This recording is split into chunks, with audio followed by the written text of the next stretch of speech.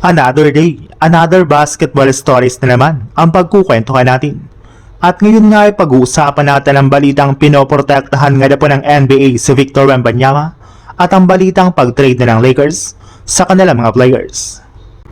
Inireklamo nga po ng mga fans ng New York Knicks ang mga manlalaro ng San Antonio Spurs since sobrang physical nga po ng mga ito kung saan umabot pa nga po sa pananakit ang kanilang nagawa sa kanilang Game 3.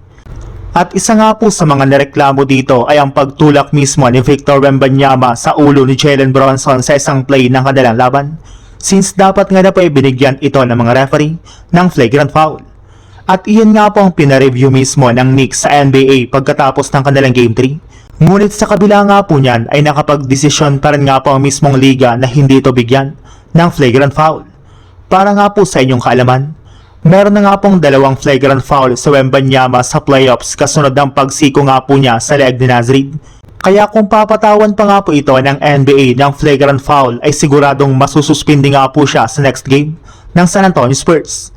Ngunit dahil nga po sa ginawang pagsalba sa kanya ng NBA ay naiwasan pa nga po nito ang suspension which is hindi kinatuwa ng halos lahat ng mga fans ng Knicks. Gayong masyado nga pong pinapaboran ngayon ng NBA ang tinatawag nila na Golden Boy na si Wemby at siyang future nga po ng liga.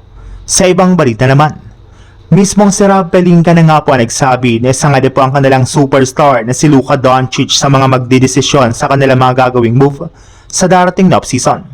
Hihingi nga po sila dito ng advice kung sino ang kanilang tatanggalin at pananatilihing player sa kanilang lineup. Isa rin naman nga po si Luka sa mga gagawa ng desisyon kung sino-sino ang mga bagong player na kanilang kukunin sa trade market at sa free agency.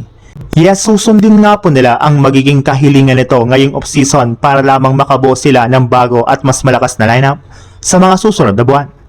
Meron na rin naman nga pong 4 na players ngayon ang binabalakan ng i-trade ng Lakers base sa kahilingan ni Luka Doncic at kabilang na nga po sa mga ito ay sina DeAndre Ayton, Jake LaRavia, Dalton Knecht at ang kanilang 2 draft pick sa darating na 2026 NBA draft. Maging ang kanilang mga hawak nga po na pick ngayon ay pinapatrade na ni Luka since gusto nga po nito na magkaroon ang Lakers ng mga manlalaro na meron ng experience.